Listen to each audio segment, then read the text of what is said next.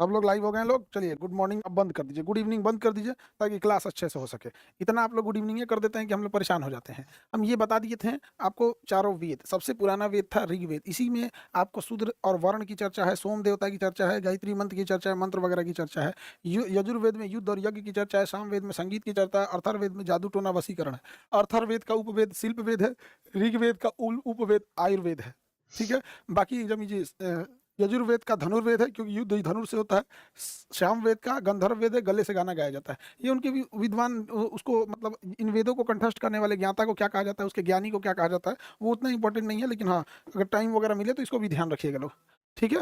ये देखिए, ये कुछ खास जरूरी नहीं है कि आपको पूरा डिटेल से जानना ही है यहाँ पे। ये हम आपको वैसे पढ़ा भी दिए थे। अब हम लोग आगे बढ़ते हैं। आरण्यक भी पढ़ा दिए थे आप लोग को। ये पढ़ाना है वेदांग। देखिए, वेदों के अंग कहा जाता है वेदांग को। वेद का अंग कहा जाता है वेदांग को। वेदांग में क्या क्या आते हैं? व्याकरण, ज्योतिष, निरुक्त, शिक्षा, कल्प और छंद। अब आपको इसको पूरे डिटेल से पढ़ने की कोई जरूरत नहीं, समझिए। वेद को पढ़ने के लिए आपको व्याकरण की ज्ञान होना चाहिए, तब वेद समझ में आएगा। ज्योतिष का ज्ञान होना चाहिए क्योंकि वेदों में ज्योतिष विद्या लिखी गई है। आपको ज्योतिष ही नहीं पता है तो वेद समझ में नहीं आएगा। निरुक्त जो होता है ये उसके शास्त्रों के बारे में जानकारी देता है। शिक्षा, कल्प, छंद, यानी 6 चीजें जो होती हैं, इन्हीं को हम लोग क्या कहा जाता है कि वेदांग कहते हैं। इसका शॉर्टकट ट्रिक होता है व्याजो निसी कच्छ। व्याजो निसी कच्छ शॉर्टकट। व्या व्याजो निसी कच्छ। व्याजो निसी कक्ष। व्याजोनिसी कक्ष। वैसे व्याकरण, ज्योतिष, निरुक्त, शिक्षा, कल्प और छंद, व्याजोनिसी कक्ष इसका शॉर्टकट होता है। इसे आपको कोई खास जानने की जरूरत नहीं है। ये केवल यही पूछता है वेदांग की संख्या कितनी होती है, तो 6 होती है। इससे ज्यादा आपको याद रखने की जरूरत नहीं है। अगला देखते हैं ब्राह्मण ग्रंथ। देखिए, हर वेद का ब्राह्मण ग्रंथ है। हालांकि ये तो परीक्षा में नहीं पूछता है, लेकिन अगर कुछ पूछता है तो पुराण। पुराण में आपको याद होना चाहिए। पुराणों की संख्या पूछेगा 18 है। लोमहर्ष ऋषि और उनके पुत्र उग्र सर्वा ने लिखा था। पुराणों की संख्या टोटल कितनी है? 18। पुराणों की संख्या कितनी है? 18। इससे प्राचीन राजवंशों की जानकारी मिलती है। कुल पुराणों की संख्या 18 है। पुराणों को सामूहिक रूप से हम पांचवा वेद कहते हैं। क्या कहते हैं? पांचवा वेद। पांचवा वेद। पुराणों को हम लोग पांचवा वेद कहते हैं। पुराणों को क्या कहते हैं? पांचवा वेद कहते हैं। आगे बढ़े, चलिए देखते हैं। पुराणों को हम पांचवा वेद कहते हैं और इसकी कुल संख्या 18। इसमें से आप देखिए, विष्णु पुराण में मौर्य वंश की जानकारी है, मत्स्य पुराण में सातवाहन वंश की जानकारी है, वायु पुराण में गुप्त वंश की जानकारी है। तो यहाँ पर आपके ये कुछ प्रमुख पुराण है। अब 18 पुराण आपको याद रखने की जरूरत नहीं है, लेकिन आपको ये याद रखना पड़ेगा थोड़ा बहुत इन 3 ठोको। विष्णु पुराण में मौर्य वंश की जानकारी है, वायु पुराण में गुप्त वंश की जानकारी है, मत्स्य पुराण में सातवाहन वंश की जानकारी है। तो ये आपको याद रखना पड़ेगा। इसकी संख्या टोटल 18 है। अब उपनिषद आता है। इससे भी सवाल आता है। उपनिषद की संख्या 108 है, लेकिन जिसका साक्ष्य मिला है, कंप्लीट है, वो 13 है। उपनिषद का अर्थ होता है गुरु के समीप बैठ के ज्ञान प्राप्त करना। उपनिषद का अर्थ होता है गुरु के समीप बैठकर ज्ञान प्राप्त करना। वैसा ज्ञान जो गुरु के समीप बैठ के प्राप्त किया जाता है उसे हम क्या कहते हैं? उपनिषद कहते हैं। अब ये उपनिषद की संख्या 108 है, लेकिन प्रमाणित उपनिषद 13 है। अब इस उपनिषद में सबसे प्रमुख उपनिषद जो है वो हमारा मुंडकोपनिषद है, जिसमें से सत्यमेव जयते लिखा गया है। सत्यमेव जयते, सत्यमेव जयते लिखा गया है। बाबू आप लोग देखिए, बाबू ध्यान से आप समझिए। आपको अगर डाउट है तब पूछिए, अदरवाइज में इसे कमेंट लिखने लगते हैं ना तो दिक्कत हो जाता है। जो जब ज्वाइन करता है, लाख 1.5 लाख बच्चे हैं, ज्वाइन करेंगे, पता चलेगा कि आप लोग का गुड मॉर्निंग गुड आफ्टरनून होते रहता है। बाबू फोकस करो इस पे, पढ़ाई पे। सर मैप वाले में एडमिशन ले लिए हैं, क्या करना चाहिए? मैप में एडमिशन ले लिए हैं, अच्छी बात है। यहाँ पे आप लोग के लिए एक और ऑफर दे देंगे हम, मैथ के लिए भी, गणित के लिए भी एकदम छोटा सा ऑफर दे देंगे इसी टाइप का। जिन बच्चों का मैथ कमजोर होगा, मैथ के बहुत बेहतरीन एक शिक्षक हैं, और खास करके वो रेलवे और एसएससी वाले बच्चों के लिए, रेलवे एसएससी वाले बच्चों के लिए, आशु नायक सर, रेलवे एसएससी के लिए खुद में उन्होंने निकाला और उसके बाद आए, तो इसलिए उनके लिए तो अगर आप उनमें आप लोग 2-4 दिन पढ़ के देख लीजिए और कहेंगे तो उसमें भी ऑफर दे देंगे। ठीक है, चलिए।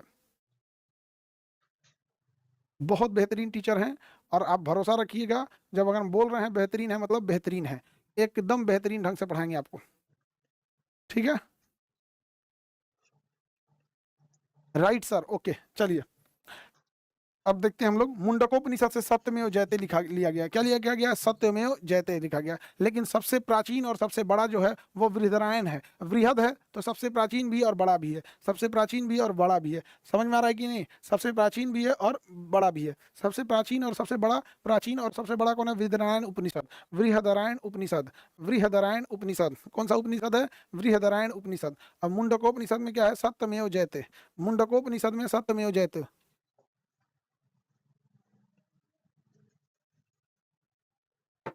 मुंडकोपनिषद में सत्यमेव जयते है। तो देखिए, अब इसमें अलग अलग उपनिषद है। देखिए, छांदोग्य उपनिषद में देवी का पुत्र कृष्ण और सर्वप्रथम उल्लेख है। बृहदारण्यक उपनिषद सबसे प्राचीन और सबसे बड़ा है। कठोपनिषद में यम और नचिकेता की कहानी है। जालोपनिषद में 4 आश्रम की चर्चा है, जैसे हम लोग देखते हैं बृहद सन्यासी जीवन हो गया, गृहस्थ जीवन हो गया, वानप्रस्थ हो गया, ब्रह्मचर्य हो गया, ये सब में। लेकिन इन सब में सबसे जरूरी याद रखिएगा मुंडकोपनिषद। हम लोग सत्यमेव जयते, सत्य की हमेशा जीत होती है, सत्यमेव जयते। यजुर्वेद की प्रमुख उपनिषद कठोपनिषद है, मैत्रायणी। और ये उतना जरूरी नहीं है आपको याद रखना, मेन आपको यही याद रखना है, मुंडकोपनिषद। क्या याद रखना है? मुंडकोपनिषद।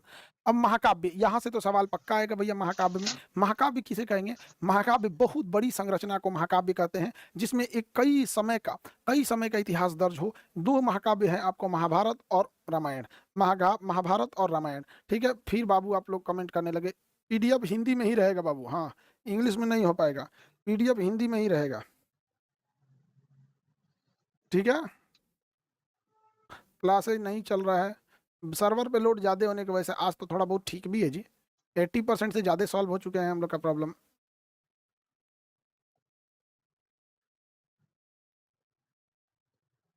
Any problem?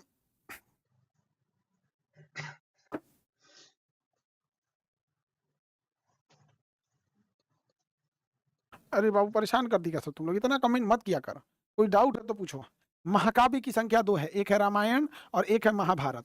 रामायण और महाभारत, रामायण की रचना वाल्मीकि जी ने किया था, महर्षि वाल्मीकि जी ने। प्रारंभ में इसमें 12,000 श्लोक थे, वर्तमान में इसमें 24,000 श्लोक हैं। और इसके लेसन को हम कांड कहते हैं। इसमें टोटल कितने कांड है? 7 कांड है, जिसका आप सबसे प्रमुख कांड सुनते होंगे सुंदर कांड। आपने सबसे प्रमुख कांड सुनेंगे तो सुंदर कांड सुनेंगे, सुंदर कांड सबसे प्रमुख कांड अगर कोई है तो वो है सुंदर कांड। चलिए फटाफट बताएंगे।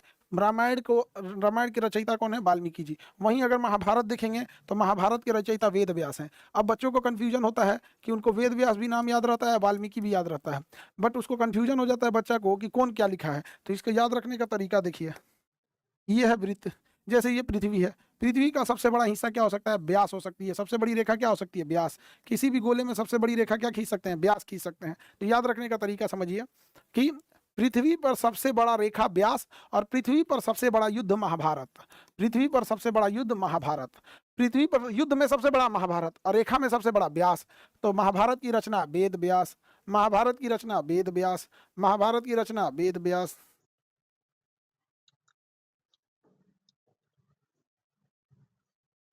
महाभारत की रचना वेद व्यास।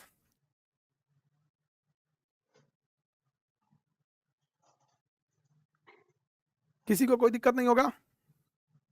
महाभारत की रचना वेद व्यास, किसी को कोई दिक्कत नहीं। तो चलिए, याद रखने का तरीका काफी सिंपल है। महाभारत की संरचना किसने किया था? वेद व्यास ने किया। महाभारत की रचना वेद व्यास ने किया। आगे बढ़ जाए। रामायण की रचना वाल्मीकि जी ने किया। अब ध्यान से समझना, महाभारत में प्रारंभ में 8800 श्लोक थे। उस समय महाभारत का नाम जय संहिता था। वर्तमान में 1,00,000 श्लोक हैं, और हम लोग इसे 1,00,000 श्लोक वाला महाभारत अभी पढ़ते हैं। ये क्वेश्चन कई बार पूछा है, महाभारत का प्राचीन नाम क्या था? जय संहिता। महाभारत का प्राचीन नाम क्या था? जय संहिता। 8800 श्लोक थे। कितने श्लोक थे? 8800 श्लोक थे। महाभारत में टोटल, जय संहिता में 8800 श्लोक थे। ये दोनों महाकाव्य होते हैं। और ये रहा दर्शन। ये दर्शन से तो यूपीएससी में भी क्वेश्चन पूछा था। महाकाव्य से क्वेश्चन अब आप लोगों से नहीं छूटेगा। एक समराइज हम कर देते हैं, सुनिएगा ध्यान से। महाकाव्य बहुत बड़ी संरचना होती है। रामायण एक महाकाव्य है जिसकी रचना वाल्मीकि जी ने किया था। रामायण में प्रारंभ में 12,000 श्लोक थे, अभी वर्तमान में 24,000 श्लोक है। महाकाव्य उससे भी बड़ा काव्य है। महाकाव्य जो होता है ये महाभारत में 8800 श्लोक प्रारंभ में थे। प्रारंभ में महाभारत में 8800 श्लोक थे। 8800 श्लोक जो थे, इन्हें हम जय संहिता कहते थे। महाभारत में लेसन को पर्व कहते हैं, 18 पर्व है, जबकि रामायण में लेसन को हम कांड कहते हैं। रामायण में कुल 7 कांड है। अब हम देखते हैं ये दर्शन। ये दर्शन आपको याद रहना चाहिए एक्चुअल में। ध्यान से देखो बाबू, इसमें क्या करेगा ना, 1-2 क्वेश्चन उठा लेगा, यहाँ से ले लेगा, एक इसको ले लेगा, एक इसको ले लेगा, इसको ले लेगा, और इसको ना रीअरेंज कर देगा और कहेगा सुमेलित कीजिए किसने कौन सा सिद्धांत यानी दर्शन दिया था। दर्शन फिलॉसफी का मतलब हो जाता है एक तरह का सिद्धांत, कि कौन सा सिद्धांत है। समझ में आया कि नहीं आ गया? कौन सा सिद्धांत है? किसी को दिक्कत?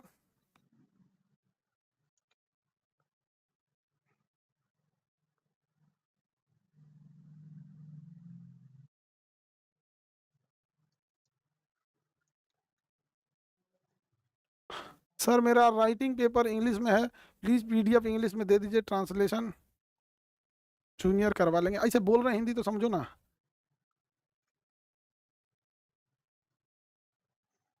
सर रिकॉर्डेड लेक्चर नहीं चल रहा है, प्लीज सॉल्व कर दीजिए। क्यों नहीं चल रहा है बाबू?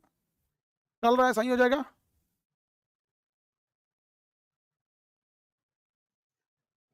सही हो जाएगा। सर ये लोग कितना चैटिंग करते हैं।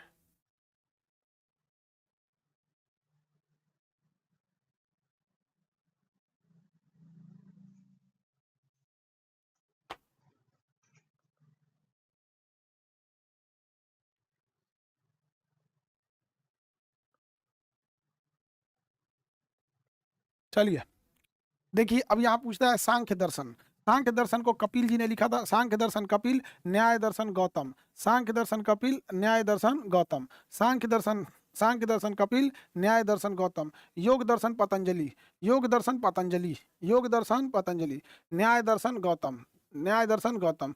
सांख्य दर्शन, सांख्य दर्शन कपिल मुनि ने, न्याय दर्शन गौतम, योग दर्शन पतंजलि। वैशेषिक कनाड ने दिया था। वैशेषिक दर्शन कनाड। उत्तर मीमांसा वादरायण, पूर्व मीमांसा जैमिनी। उत्तर मीमांसा वादरायण, पूर्व मीमांसा जैमिनी। पूर्व मीमांसा जैमिनी। इसी को क्या करता है, घुमा फिरा देता है। इसमें से चार ठो लेके चार ठो का ऑप्शन बना देगा। इन चार ठो को देखिए, फटाफट याद कीजिए। हम आपको आधा मिनट 1 मिनट का टाइम देते हैं, देखिए ध्यान से।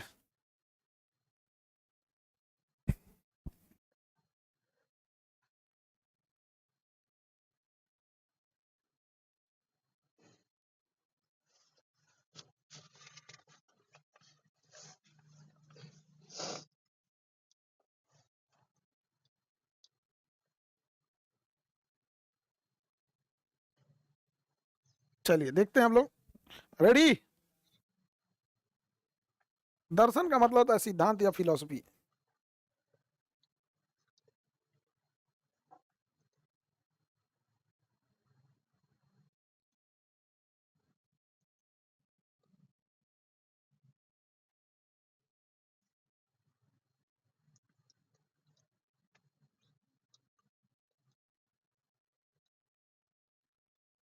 दर्शन का मतलब क्या होता है, सिद्धांत।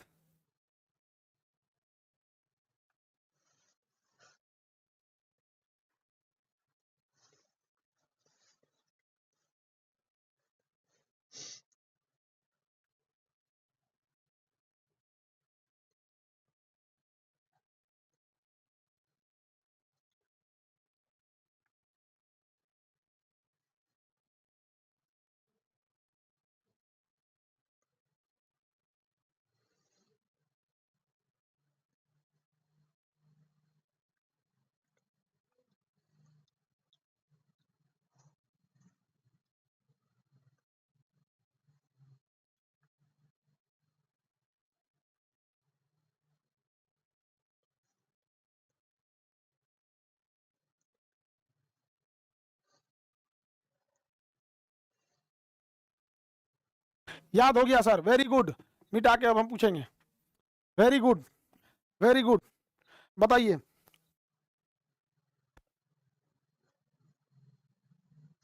उत्तर मीमांसा किसने लिखा? फटाफट बताएंगे, उत्तर मीमांसा किसने लिखा? चलिए वेरी गुड, उत्तर मीमांसा बादरायण ने लिखा। पूर्व मीमांसा किसने लिखा? पूर्व मीमांसा किसने लिखा? पूर्व मीमांसा किसने लिखा? Very good, Jaimini. योग दर्शन, योग दर्शन सब बता देगा पतंजलि, क्योंकि बाबा रामदेव ने पतंजलि को बड़ी फेमस कर दिया। योग दर्शन पतंजलि, योग दर्शन वैशेषिक। वैशेषिक दर्शन, वैशेषिक दर्शन, वैशेषिक दर्शन कनाड ने दिया था। वेरी गुड, कनाड ने दिया था। वेरी गुड, कनाड ने दिया था। वैशेषिक दर्शन कनाड ने दिया। चलिए अगला देखते हैं हम लोग। अगला दर्शन कौन सा देखते हैं हम लोग? वैशेषिक दर्शन कनाड ने। न्याय दर्शन, न्याय दर्शन, न्याय दर्शन दिया गौतम ने। न्याय दर्शन गौतम ने। सांख्य दर्शन, सांख्य दर्शन मत भूलिएगा, महात्मा बुद्ध की सबसे प्रमुख किताब यही थी, सांख्य दर्शन। महात्मा बुद्ध सबसे ज्यादा सांख्य दर्शन पढ़े थे। महात्मा बुद्ध सांख्य दर्शन को ही सबसे ज्यादा पढ़े थे। Very good. अब बस ऐसे आंसर दे के अब चुप हो जाना है। ऐसे ही आंसर दीजिए, तरतरा के चुप हो जाना है।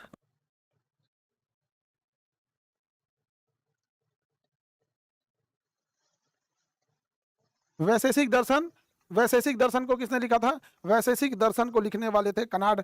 उत्तर मीमांसा बादरायण, पूर्व मीमांसा जैमिनी लिखे थे, न्याय दर्शन गौतम लिखे थे, योग दर्शन पतंजलि ने लिखा था, और न्याय दर्शन गौतम और सांख्य दर्शन कपिल ने लिखा था। ये षष्ठ दर्शन होते हैं। कई बार एग्जाम में ऐसे आता है इनमें से कौन सा षष्ठ दर्शन नहीं है, तो आपको पास पूरा ये 6 दर्शन हमको आपको पढ़ा दिए हैं, ये आपको कंप्लीट होना चाहिए। ये जब आपके पास कंप्लीट हो जाएगा तो आप समझ जाइएगा कि कोई दिक्कत नहीं है। ये कई बार पूछा हुआ है, 2016 और इधर 21 दोनों बार यूपीएससी में क्वेश्चन पूछा था। इन दर्शन, इन किताबों में बहुत सारी डिटेल जानकारियां हैं जो आज के टाइम पे भी रेलेवेंट है। महात्मा बुद्ध के लिए अगर पूछेगा कि सबसे ज्यादा कौन सा दर्शन था, तो सांख्य दर्शन थे। अब हम लोग आगे बढ़ते हैं बाबू, ऋग वैदिक काल में राजनीतिक व्यवस्था। अब हम लोग वैदिक काल के बारे में थोड़ा सा हम आगे समझते हैं। इस समय तो वेदों वगैरह की रचना की गई थी, और इसकी राजनीतिक व्यवस्था को समझते हैं, धार्मिक जीवन को समझते हैं, देवताओं के बारे में समझते हैं, समाज के बारे में समझते हैं, धार्मिक स्थिति क्या थी, ये सारी की स्थिति क्या थी, उत्तर वैदिक काल कैसा था, उत्तर वैदिक की महत्वपूर्ण घटनाएं क्या क्या थी, और उत्तर वैदिक और सिंधु सभ्यता में क्या अंतर था, इसको हम लोग समझेंगे। फिर जैन धर्म और बौद्ध धर्म के बारे में चलेंगे। तो रेडी हैं आप लोग? चलिए, तो हम लोग देखते हैं ऋग वैदिक काल की राजनीतिक व्यवस्था। ऋग वैदिक काल की हम बात कर रहे हैं 1500 से लेके 600 ईसा पूर्व तक वैदिक काल था। शुरुआत के 5 साल को ऋग वैदिक काल, बाद के 5 साल को उत्तर वैदिक काल कहते हैं। इस समय के प्रशासन कैसा होता है? कबीला होता था, ग्रुप में रहते थे। सबसे बड़ा पद क्या होता था? राजा होता था। और ताज्जुब की बात है कि जनता राजा को क्या करती थी? चुनती थी। राजा किसी भी निर्णय को लेने से पहले विभिन्न समितियों में बैठ के उसका विचार करता था। राजा डायरेक्ट निर्णय नहीं लेता था। सभा क्या था? मतलब सामान्य लोगों का संगठन था। समिति उच्च वर्ग के लोगों का था। विदत था, ये सबसे महत्वपूर्ण समिति था, इसमें सारे लोग मिले हुए थे। तो सभा, समिति, विदत, ये हो गया आपका 3 चीजें। तो कहेगा वैदिक काल के 3 सभाएं क्या क्या थी? सभा, समिति, विदत। सभा, समिति, विदत, इसी में बैठ के कोई भी डिसीजन को लिए जाते थे। सभा, समिति और विदत में लिए जाते थे सभी डिसीजन। सभा और विदत दोनों महिला वगैरह भी भाग ले लेती थी। तीनों का याद रखना है आपको। यज्ञ कौन कौन सा होता था? तो समझिएगा, अश्वमेघ यज्ञ, राजपेय यज्ञ और राजसू यज्ञ। अब इसमें क्या होता था? वाजपेय यज्ञ, अश्वमेघ यज्ञ। देखिए, राजसूय यज्ञ में क्या होता था? जब राजा गद्दी पे बैठता था तो राजसूय यज्ञ कराता था। वाजपेयी यज्ञ में रथ रेस कराता था। और अश्वमेघ यज्ञ में दूसरे के जमीन पर घोड़ा छोड़ देता था कब्जा करने के लिए। तो दूसरे की जमीन कब्जा करना है तो घोड़ा छोड़ दिया जाता था, इसलिए अश्वमेघ यज्ञ कहा गया। और रथ का रेस लगाया जाता था। वाजपेयी यज्ञ शक्ति प्रदर्शन के लिए था। और राजसूय यज्ञ था, जब आप देखेंगे राजा गद्दी पे बैठेगा तो एक यज्ञ होगा, बड़ा आयोजन होगा। जैसे मूवी देखेंगे भल्लाल देव जब गद्दी पे बैठता है, या बाहुबली, किस मूवी में नाम है? बाहुबली मूवी का नाम है। तो उसमें ये यज्ञ होते थे। 3 प्रकार के यज्ञ होते थे। सबसे छोटी इकाई गांव होता था जिसके प्रधान संभालता था, और सबसे बड़ी इकाई जन होता था जिसे राजन यानी राजा संभालता था। सभा, समिति, विदत 3 नाम का संगठन होता था। और अश्वमेघ यज्ञ, वाजपेयी यज्ञ, राजसूय यज्ञ, ये सब क्या होते थे? यज्ञ होते थे। धार्मिक स्थिति देखते थे। सबसे प्रमुख देवता क्या थे? इंद्र थे। इंद्र देवता को युद्ध का देवता या पुरंदर भी कहा जाता था। वर्षा भी इन्हीं के हाथ में होता था। सबसे प्रमुख देवता कौन थे? इंद्र। इनकी चर्चा कितनी बार है? 250 बार। उसके बाद चर्चा आती अग्नि की, जिनकी चर्चा कितनी बार है? 200 बार। तो बताइए इस समय के 2 प्रमुख देवताओं का नाम बताइए। इंद्र और अग्नि। इंद्र और अग्नि 250 बार चर्चा किसकी है? इंद्र की। इंद्र की चर्चा कितनी बार है? 250 बार। इंद्र की चर्चा कितनी बार है? 250 बार। इंद्र की चर्चा 250 बार।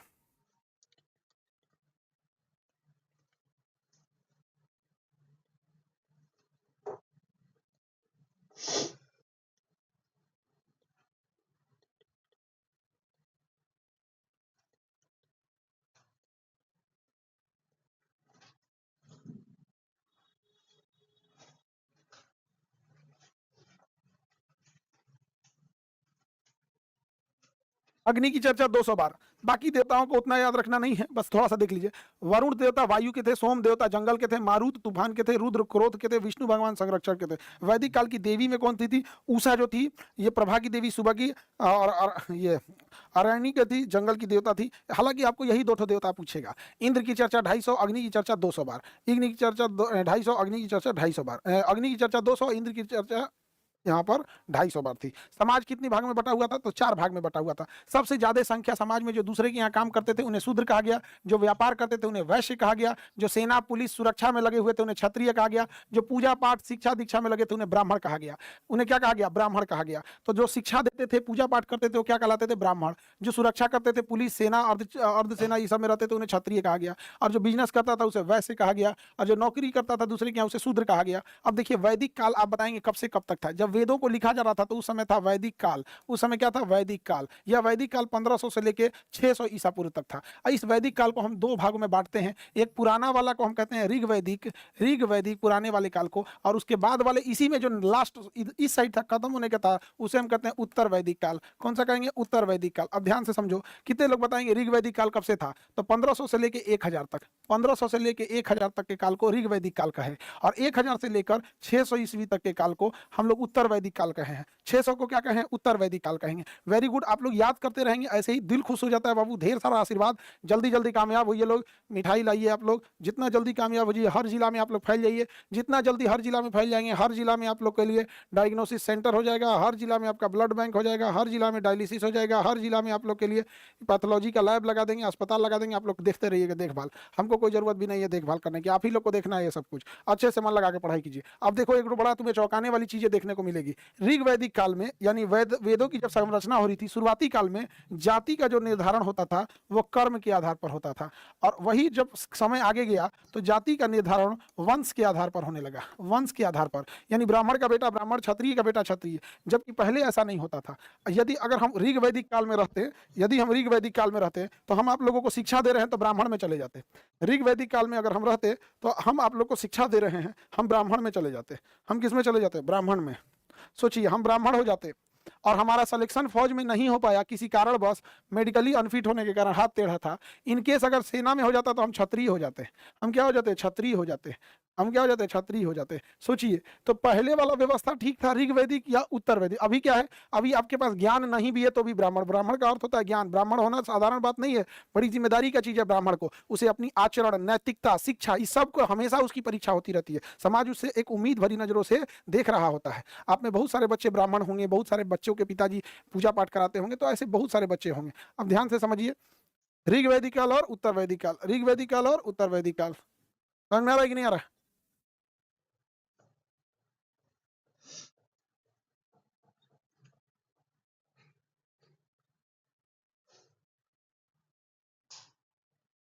आगे बढ़े। समाज कितने भाग में बटा था? 4। समाज में मुखिया कौन होता था? पिता, इसलिए समाज को पितृसत्तात्मक कहा जाता था, यानी पुरुष प्रधान था। बहुपति विवाह का प्रचलन था, एक ही महिला के कई पति होते थे, बहुपति विवाह का प्रचलन था। नियोग प्रथा, विधवा विवाह का प्रचलन था, बाल विवाह का प्रचलन नहीं था। इस समय बाल विवाह का प्रचलन नहीं था, बहुपति विवाह होता था, बहुत सारे पति होते थे, 2-4 गो पति हो सकते थे एक आदमी के। यह विवाह के प्रचलन अभी भी हिमाचल प्रदेश के कुन्नूर जिला के पास आज भी ये देखने को मिलता है। अभी पिछले महीने जुलाई में हिमाचल प्रदेश के कुन्नूर जिला की एक महिला 2 भाइयों से विवाह कर ली, यानी बहुपति विवाह आज भी वहां प्रचलन में है। बहुपति विवाह आज भी वहां प्रचलन में है, हिमाचल प्रदेश में। कहाँ है बाबू? हिमाचल प्रदेश में है, हिमाचल प्रदेश में। तो आप लोग को याद रहेगा। चलिए ध्यान से देखते हैं, सर ये कैसे हो सकता है? अब जिसका जैसी परंपरा है, आगे बढ़े, जिसकी जैसी परंपरा है, देखो कैसे पूछ रहा है, ये कैसे हो सकता है? आज की पीढ़ी पूछ रही है, 4 गो ब्रेकअप और 4 गो नया रिलेशनशिप रखने वाला आज पूछता है ये कैसे हो सकता है? वाह वाह।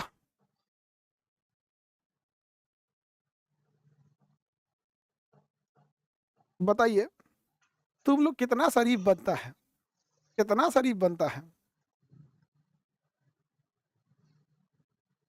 ये यूपी पुलिस में पूछेगा, बिल्कुल पूछेगा, बिल्कुल पूछेगा।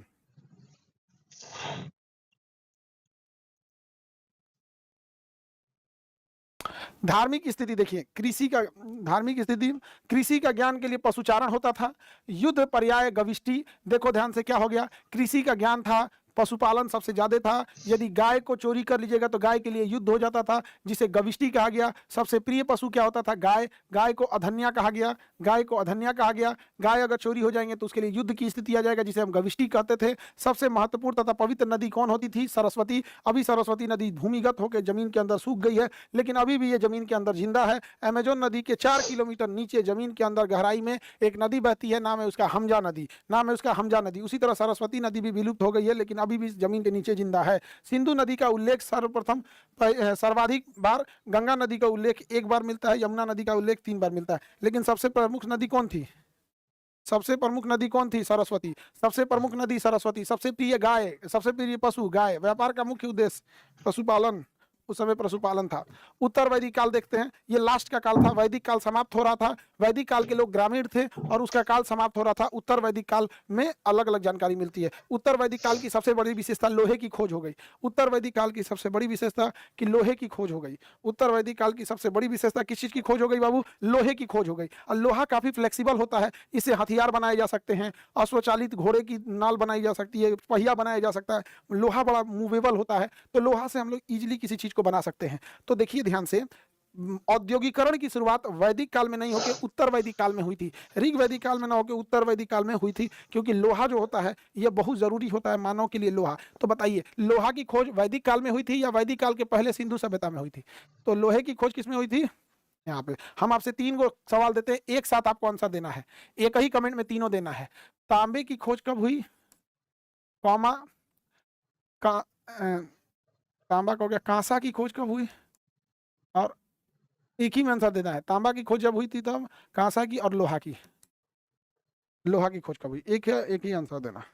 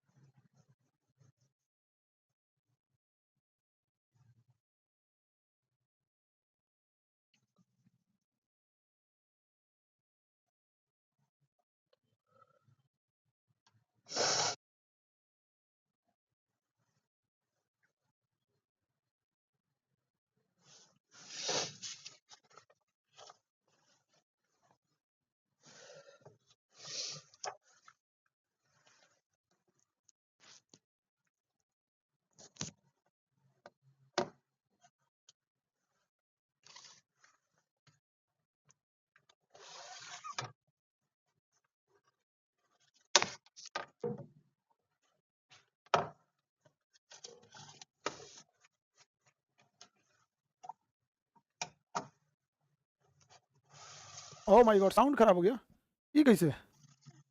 देखिए अब साउंड आ जाएगा, साउंड आ जाएगा। कब से दिक्कत हो गया? अभी जस्ट हो गया, बटन दब हो गया था।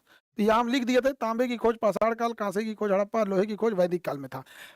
लोहे की खोज होने से इंडस्ट्रियलाइजेशन हो गया, युद्ध की स्थिति बदल गई, राजनीतिक व्यवस्थाएं बदल गई थी। देखिए सभा और समिति में राजाओं और अविभाज्य वर्ग यानी उच्च वर्ग का वर्चस्व था, इसमें स्त्रियों के प्रवेश पर रोक था। वही विदथ नामक संस्था में लोप था। सबसे बड़ा पद किसका होता था? राजा का होता था, और राजा सबसे बड़ा होता था। वही देखेंगे उत्तर वैदिक काल में क्या हुआ था। उत्तर वैदिक काल में इंद्र की बजाय प्रजापति देवता प्रचलित हो गए। इंद्र देवता के जगह पे किसका प्रचलन हो गया? प्रजापति। उत्तर वैदिक काल में वर्ण व्यवस्था वर्ण व्यवसाय के बजाय जन्म के आधार पर हो गया, यानी जाति का निर्धारण व्यवसाय पर जहां पहले होता था अब कैसे होने लगा? जन्म के आधार पर होने लगा। उत्तर वैदिक ग्रंथों में लोहे के लिए लौह अयस या कृष्ण अयस का प्रयोग होता है, यानी लोहे का प्रयोग होता है। उत्तर वैदिक काल की सबसे बड़ी खोज हो गई थी लोहा। आज भी लोहा रेलेवेंट बना हुआ है। भारत में लोहा का प्रचलन पहली बार लगभग 1000 ईसा पूर्व में हुआ था। तो ये तो आपको पता ही है। उत्तर प्रदेश के अतिरंजी खेड़ी से लोहे की खोज हुई थी। उत्तर प्रदेश के अतिरंजी खेड़ी से किसकी खोज हुई थी? लोहे की खोज हुई थी। किसकी खोज हुई थी? लोहे की खोज हुई थी। चलिए अब आगे देखते हैं।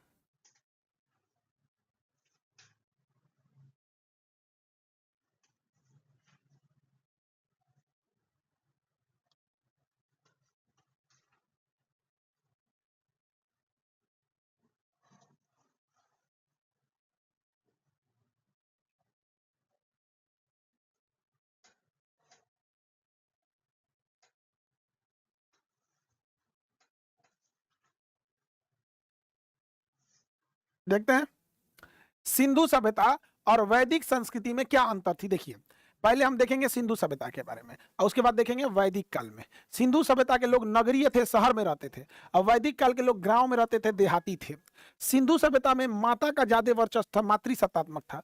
वैदिक काल में पुरुष का ज्यादा वर्चस्व था, पितृसत्तात्मक था। इस समय सबसे प्रमुख पशु बैल था, इस समय सबसे प्रमुख पशु गाय थी। अगर हम सिंधु सभ्यता की बात करें तो यहाँ शहरों का नियोजन बहुत अच्छा था, और यहाँ बात करें तो यहाँ पर समाज का नियोजन बहुत अच्छा था। अलग अलग श्रेणियों में समाज बटा हुआ था। ये युद्ध से परिचित नहीं थे, जबकि ये गाय के लिए युद्ध कर देते थे। युद्ध से परिचित थे। कांसे की खोज हुई थी, इधर लोहे की खोज हुई थी। इस समय कृषि के साथ साथ व्यापार होता था, यहाँ कृषि के साथ साथ पशुपालन होता था। यहाँ शिव तथा मातृ देवी सबसे प्रमुख देवता थे, यहाँ इंद्र सबसे बड़े देवता थे। तो दोनों में अंतर समझ में आ गया कि नहीं आ गया? दोनों में अंतर समझ में आ गया कि नहीं आ गया? देखिए फटाफट, दोनों में अंतर समझ में आ गया हो तो बोलिए।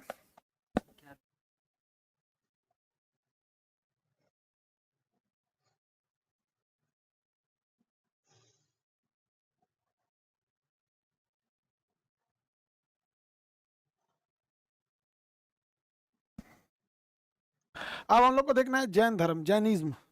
बहुत महान होते हैं भैया जैन लोग, बड़े कठोर नियम का पालन करते हैं भगवान। जैन लोग बड़े तपस्वी होते हैं, बड़े दानी होते हैं, बड़े अच्छे गुणों वाले होते हैं, किसी को तकलीफ नहीं पहुंचाते हैं। जैन लोगों से तो हम बड़ा मिले हुए हैं। जैन लोग जो होते हैं उनके, उनका भोजन बड़ा होता है, सादा एकदम।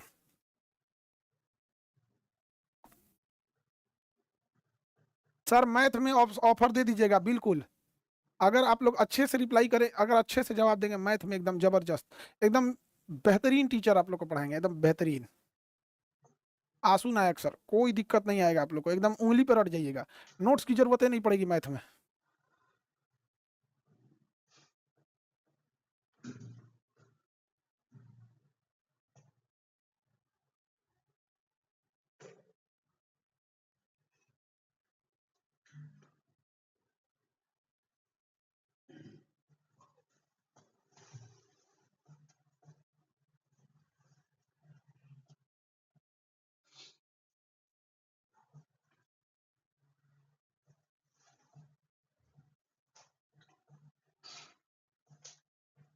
चलिए, तो अब हम देखते हैं जैन धर्म के बारे में।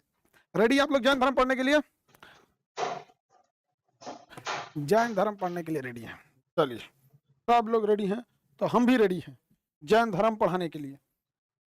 जैन धर्म पढ़ाने के लिए देखिए, जैन धर्म को देखते हैं लोग। जैन सब संस्कृत के जीन से अर्थ निकला है, जिसका अर्थ होता है विजेता। किस चीज का विजेता? तो आत्मा पर, इच्छा पर, इंद्रियों पर, हर चीज पर विजय प्राप्त करने वाले को विजेता कहा जाता है। जैन धर्म के प्रमुख केंद्र का बिंदु होता है हिंसा नहीं करना, अहिंसा मुख्य होता है, अहिंसा। जैन धर्म के पहले संस्थापक अर्थात पहले तीर्थंकर ऋषभ देव थे। और जैन धर्म में प्रवर्तक को क्या कहा जाता है? तीर्थंकर। पहले तीर्थंकर का नाम ऋषभ देव। सबसे ज्यादा ध्यान अहिंसा पर, जीन का अर्थ होता है विजेता, इच्छाओं पर विजेता प्राप्त करने वाला। तीर्थंकर की संख्या कुल 24 है। पहले तीर्थंकर ऋषभ देव थे, पहले तीर्थंकर ऋषभ देव थे। 23वें तीर्थंकर पारसनाथ थे। 24वें तीर्थंकर महावीर स्वामी थे। 24वें तीर्थंकर महावीर स्वामी थे। 23वें तीर्थंकर पारसनाथ महाराज थे। और पहले तीर्थंकर ऋषभ देव थे। पहले तीर्थंकर ऋषभ देव थे, ऋषभ देव थे। ऋषभ देव ने, और ये सबसे ज्यादा जैन धर्म का विकास महावीर स्वामी ने किया था। जैन धर्म का सबसे ज्यादा विकास महावीर स्वामी ने किया था। जैन धर्म का सर्वाधिक विकास महावीर स्वामी ने किया था। महावीर स्वामी हालांकि अंतिम तीर्थंकर थे। तो देखते हैं हम लोग इन दोनों में क्या अंतर था।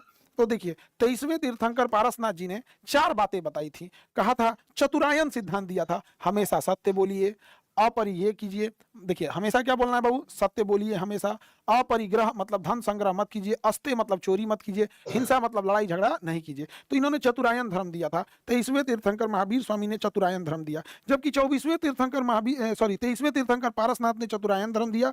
24वें तीर्थंकर महावीर स्वामी ने इसी में ब्रह्मचर्य को भी जोड़ दिया और चतुरायन धर्म से पंचायन धर्म बना दिया। चतुरायन से क्या बना दिया? पंचायन धर्म। तो बताइए, पारसनाथ ने चतुरायन या पंचायन। तो 23वें तीर्थंकर जो रहे थे, 23वें तीर्थंकर ने चतुरायन धर्म और 24वें तीर्थंकर महावीर स्वामी ने पंचायन धर्म का पालन किया था, पंचायन धर्म को बताया था, पंचायन धर्म को बताया था, पंचायन धर्म को बताया था, पंचायन धर्म को बताया था।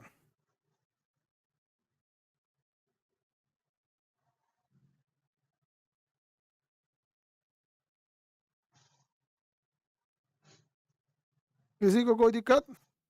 पंचायन धर्म को बताया था। ये दोनों में से क्वेश्चन पूछेगा, चतुरायन धर्म किसने दिया और पंचायन धर्म किसने दिया। चतुरायन धर्म किसने दिया और पंचायन धर्म किसने दिया पूछेगा। तो देखिए, महावीर स्वामी ही कोई ज्यादा चर्चा मिलती है जैन धर्म में। ये अंतिम और 24वें तीर्थंकर थे। तो महावीर स्वामी के बारे में पढ़ते हैं। देखो बाबू, सिंधु सभ्यता, पाषाण काल, सिंधु सभ्यता और वैदिक काल। एक क्वेश्चन इन तीनों चैप्टर में से एक क्वेश्चन आएगा। अगर आप ये तीनों चैप्टर पढ़ें तो एक क्वेश्चन आपका पक्का है। जैन धर्म और बौद्ध धर्म पढ़ लिए तो भी आपका एक क्वेश्चन पक्का है। या तो जैन से सवाल आएगा, तो बौद्ध धर्म से आएगा, या तो सिंधु सभ्यता से आएगा, या तो वैदिक सभ्यता से आएगा, या तो जैन धर्म से आएगा, तो बौद्ध धर्म से आएगा। एक एक चैप्टर डेली, एक एक नंबर डेली ले आना है। एक दिन का क्लास नहीं है, एग्जाम का एक नंबर है। रेलवे में पूछेगा क्या बात करते बाबू, हम बुढ़ा गए पढ़ाते पढ़ाते।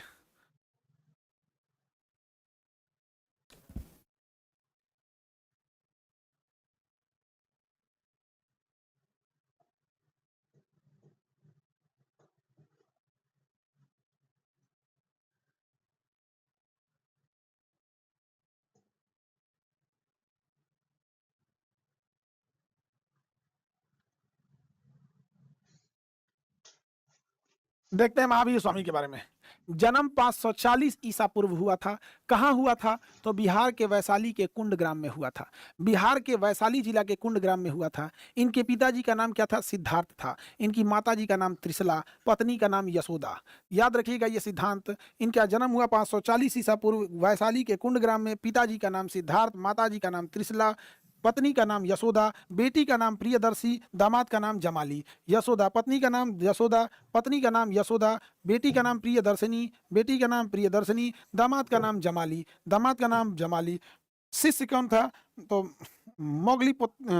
मखली गोसाल। यहाँ पे आजीवक संप्रदाय के संपादक भी थे मोगली पोत्तीस गोसाल, ये इनके शिष्य थे। तो शिष्य के बारे में पहले यहाँ समझिएगा ध्यान से।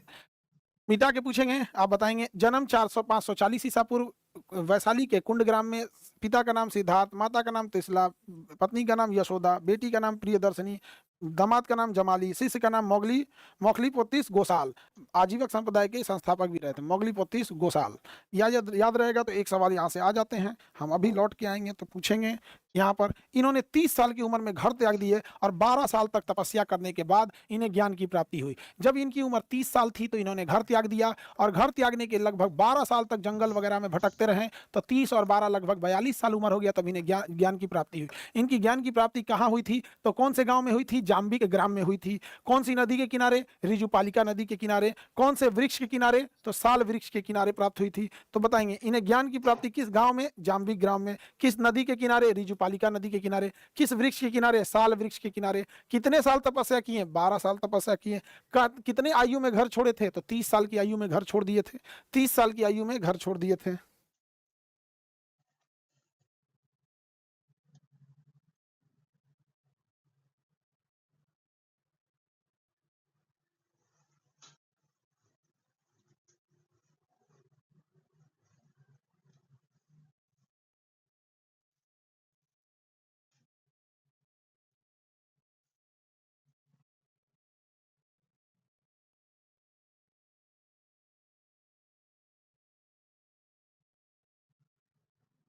ज्ञान प्राप्ति याद रखिए, अभी हम पूछेंगे, आपको बस टाइम दिए हैं। पहला उपदेश दिया था राजगीर में, अंतिम उपदेश पावापुरी। पहला उपदेश राजगीर, अंतिम उपदेश पावापुरी। उपदेश की भाषा क्या थी? प्रकृति। उपदेश पहला राजगीर, अंतिम उपदेश पावापुरी। नदी रिजुपालिका, गांव जाम्बिक, वृक्ष साल वृक्ष, तपस्या 12 साल, उम्र 30 साल। याद रहेगा? उम्र 30 साल याद रहेगा ना? अब हम पूछें, एक बार क्विक रिवीजन आप लोग को करा देते हैं, फिर आप लोगों से पूछेंगे। एक बार क्विक रिवीजन जरूरी है, क्विक रिवीजन जरूरी है। चलिए, तो हम जरूरी है तो हम आपको बात कर देते हैं। ये तो था चतुरायन और पंचायन धर्म। चतुरायन धर्म किसने दिया था? तो 23वें तीर्थंकर पार्श्वनाथ जी ने चतुरायन धर्म दिया। ब्रह्मचर्य उसी में जोड़ दिया तो वह धर्म पंचायन हो गया। 24वें तीर्थंकर महावीर स्वामी ने पंचायन धर्म को दे दिया था। चलिए, क्वेश्चन बताएंगे आप लोग। देखिए, महावीर स्वामी का जन्म कब हुआ? महावीर स्वामी का जन्म कब हुआ? 540 ईसा पूर्व। वैशाली के कहां पर? वैशाली के कहां पर? तो कुंड ग्राम में हुआ। पिता का नाम क्या था? सिद्धार्थ। पिता का नाम क्या था? सिद्धार्थ। माता का नाम क्या था? त्रिशला। माता का नाम त्रिशला। माता का नाम त्रिशला। इनकी पत्नी का नाम यशोदा। पत्नी का नाम यशोदा। इनकी बेटी का नाम इनकी बेटी का नाम प्रियदर्शनी। प्रियदर्शनी। प्रियदर्शनी। इनके दामाद का नाम जमाली। जमाली। इनका सबसे प्रिय पित्र मोगली पोत्तीस गोसाल। इनका सबसे प्रिय पित्र मोगली पोत्तीस गोसाल। कितने साल की उम्र में घर त्याग दिए थे? कितने साल की उम्र में घर त्याग दिए थे? 30 साल की उम्र में घर त्याग दिए थे। कितना साल तपस्या किए? तपस्या कितनी साल किए थे? कितनी साल इन्होंने तपस्या किया? 12 साल तपस्या किया। 12 साल की तपस्या के बाद इन्हें ज्ञान की प्राप्ति हुई। 12 साल की तपस्या। किस गांव में ज्ञान प्राप्त हुआ? किस गांव में ज्ञान प्राप्त हुआ? जाम्बिक ग्राम। किस गांव में प्राप्त हुआ? जाम्बिक ग्राम। जाम्बिक ग्राम। किस नदी के किनारे ज्ञान की प्राप्ति हुई? कौन सी नदी के किनारे ज्ञान की प्राप्ति हुई? तो नदी का नाम है रिजुपालिका नदी के किनारे इन्हें ज्ञान की प्राप्ति हुई। रिजुपालिका नदी के किनारे इन्हें ज्ञान की प्राप्ति हुई। कौन से वृक्ष के नीचे ज्ञान की प्राप्ति हुई? कौन से वृक्ष के नीचे ज्ञान की प्राप्ति हुई? तो साल वृक्ष के किनारे इनको ज्ञान की प्राप्ति हुई। साल वृक्ष के नीचे इन्हें ज्ञान की प्राप्ति हुई। ज्ञान प्राप्ति के बाद पहला उपदेश कहाँ दिए? पहला उपदेश कहाँ दिए? ज्ञान प्राप्ति के बाद पहला उपदेश इन्होंने राजगीर में दिया। पहला उपदेश राजगीर में दिया। वही पूछेगा अंतिम उपदेश। यदि पूछेगा अंतिम उपदेश कहाँ दिए थे, तो अंतिम उपदेश उन्होंने अपना पावापुरी में दिया था। अंतिम उपदेश पावापुरी में दिए थे।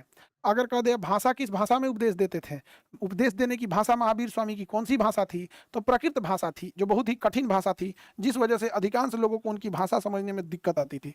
तो इन्होंने उस समय की सबसे कठिन भाषा अर्थात प्रकृत भाषा में उपदेश दिया था। क्या किया था? प्राकृतिक भाषा में उपदेश दिया था। याद रहेगा? आसान। जवाब तो आप लोगों ने तगड़ा दिया है भाई, नो डाउट। आप लोग के जवाब का कोई वो नहीं, आपके जवाब की कोई वो नहीं कह सकते हम। आगे बढ़े।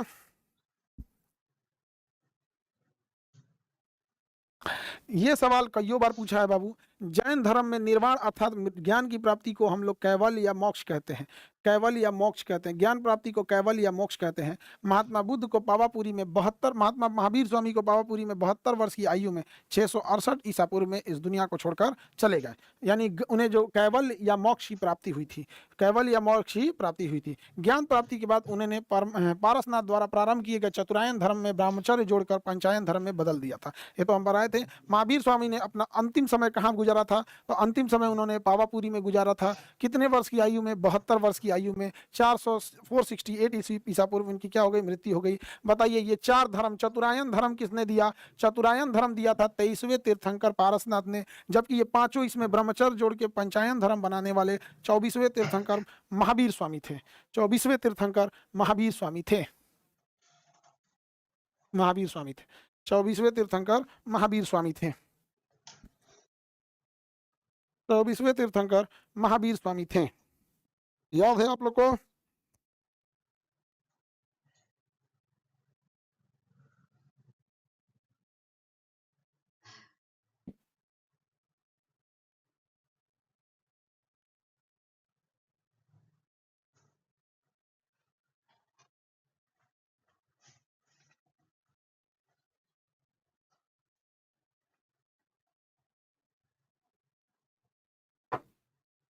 बहुत अच्छा याद हो गया आप लोग को, दिल खुश कर दिए आप लोग, दिल खुश। जैन धर्म में 5 श्रेणी है।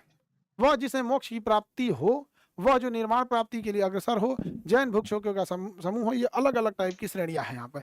जैन दर्शन, जैन दर्शन मतलब जैन सिद्धांत। जब दर्शन एक तरह का सिद्धांत, आपकी विचारधारा क्या है उसी को हम दर्शन कहते हैं। तो जैन धर्म के लोगों की विचारधारा, जैन धर्म के लोगों का आचरण, वो कहाँ कहाँ देखने को मिलेगा?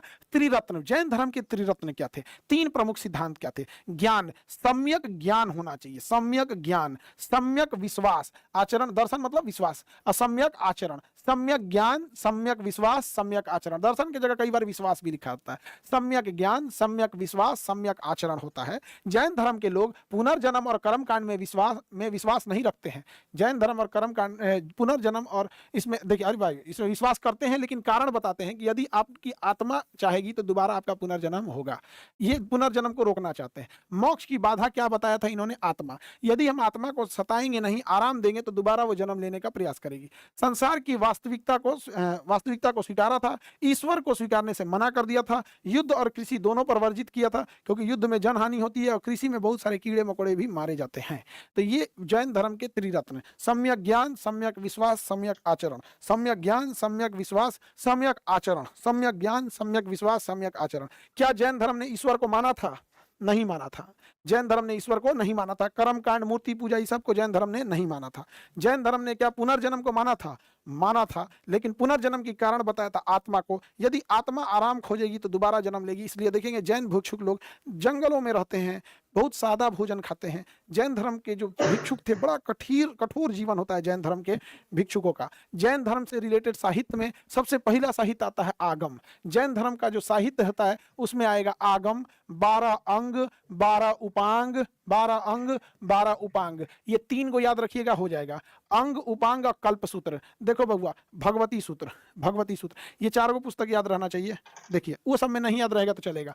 आगम, 12 अंग, उपांग, कल्प सूत्र, भगवती सूत्र, आचारांग सूत्र, ये 3 को सूत्र याद रखना चाहिए। अंग, उपांग, ये सब याद रखें। आगम, अंग, उपांग, आगम, अंग, उपांग, भगवती सूत्र, कल्प सूत्र, आचारांग सूत्र, ये याद रहना चाहिए, याद रखना है। क्योंकि 16 महाजनपद जस्ट इसके बाद पढ़ाएंगे, जिसकी चर्चा भगवती सूत्र में है। अंगुत्तर निकाय में भगवती सूत्र में 16 महाजनपद की चर्चा है, 16 महाजनपदों की चर्चा है, याद रहेगा। बताएंगे जैन साहित्य में आगम, अंग उपांग, आगम 12 अंग 12 उपांग, भगवती सूत्र, कल्प सूत्र, आचारांग सूत्र। भगवती सूत्र, कल्प सूत्र, आचारांग सूत्र। ये क्वेश्चन पूछा हुआ है आपके रेलवे एग्जाम में कि 16 महाजनपदों का उल्लेख किसमें है। 16 महाजनपदों का उल्लेख भगवती सूत्र में है। 16 महाजनपदों का उल्लेख भगवती सूत्र में है।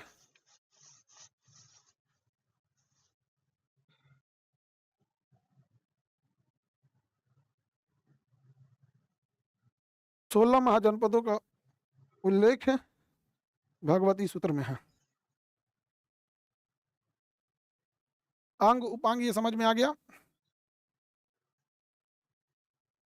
जैन धर्म के लोग, हाँ, ब्रह्मचर्य नियम होता है। अगर जैन धर्म के सभी नियमों को देखेंगे तो अगर उसमें जैन धर्म में अगर आपको साधु बनना है, ये सब बनना है, तो आपको शादी विवाह नहीं करना पड़ेगा। जैन धर्म के लोगों ने सबसे ज्यादा त्याग किया है, अपना सब कुछ सर्वत्र त्याग देते हैं जैन लोग। बहुत सीधे होते हैं। हम तो जैन लोगों के साथ रहे, उनका भोजन करोगे उसमें ना लहसुन रहेगा ना प्याज रहेगा ना, मतलब बड़ा सादा भोजन रहता है। आचरण के बहुत अच्छे होते हैं। तुम्हें कभी भी ईर्ष्या जलन द्वेष ये सब नहीं रखेंगे वो लोग। अपना काम करेंगे, अपना बिजनेस करेंगे, दूसरों से उतना डिस्टर्ब किसी को नहीं करेंगे। बहुत सही हो, मतलब क्या ही बोलिएगा उन लोगों को। मानवता अभी भी उनमें, हिंसा उनमें है ही नहीं। कृषि नहीं करते हैं हिंसा के डरे। पशुपालन में भी देखिएगा वो किसी पशु हत्या को भी नहीं बढ़ावा देते हैं। जैन साहित्य से क्वेश्चन आता है। जैन साहित्य से क्वेश्चन आता है। क्या क्या क्वेश्चन आएगा? जैन साहित्य से क्वेश्चन आता है बाबू। अंग उपांग बताइए, जैन साहित्य में कौन आएगा? आगम 12 अंग 12 उपांग, फिर आप इसमें भगवती सूत्र, कल्प सूत्र, आचारांग सूत्र। अगर आपसे पूछा जाएगा 16 महाजनपदों की चर्चा किसमें है, तो 16 महाजनपदों की चर्चा किसमें है? 16 महाजनपद की चर्चा भगवती सूत्र में है। 16 महाजनपद की चर्चा भगवती सूत्र में है। भगवती सूत्र में है 16 महाजनपद का। ठीक है। अब इसके आगे कल समझा देंगे। आज इतना ही रहने देते हैं। कल मतलब तो सैटरडे संडे छुट्टी है, मंडे को ही मिलेंगे लोग। ठीक है।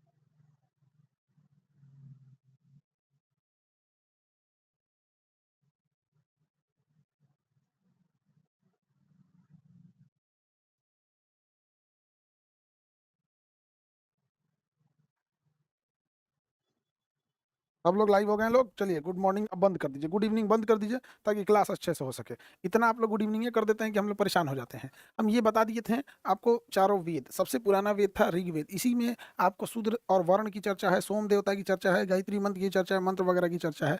यजुर्वेद में युद्ध और यज्ञ की चर्चा है, सामवेद में संगीत की चर्चा है, अर्थर्वेद में जादू टोना वशीकरण है, अर्थर्वेद का उपवेद शिल्पवेद है, ऋग्वेद का उपवेद आयुर्वेद है।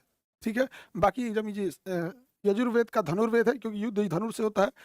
सामवेद का गंधर्व वेद है, गले से गाना गाया जाता है। ये उनके भी विद्वान उसको मतलब इन वेदों को कंठस्थ करने वाले ज्ञाता को क्या कहा जाता है, उसके ज्ञानी को क्या कहा जाता है, वो उतना इंपॉर्टेंट नहीं है। लेकिन हाँ, अगर टाइम वगैरह मिले तो इसको भी ध्यान रखिएगा लोग। ठीक है। ये देखिए, ये कुछ खास जरूरी नहीं है कि आपको पूरा डिटेल से जानना ही है यहाँ पे। ये हम आपको वैसे पढ़ा भी दिए थे। अब हम लोग आगे बढ़ते हैं। आरण्यक भी पढ़ा दिए थे आप लोग को। ये पढ़ाना है वेदांग। देखिए, वेदों के अंग कहा जाता है वेदांग को। वेद का अंग कहा जाता है वेदांग को। वेदांग में क्या क्या आते हैं? व्याकरण, ज्योतिष, निरुक्त, शिक्षा, कल्प और छंद। अब आपको इसको पूरे डिटेल से पढ़ने की कोई जरूरत नहीं, समझिए।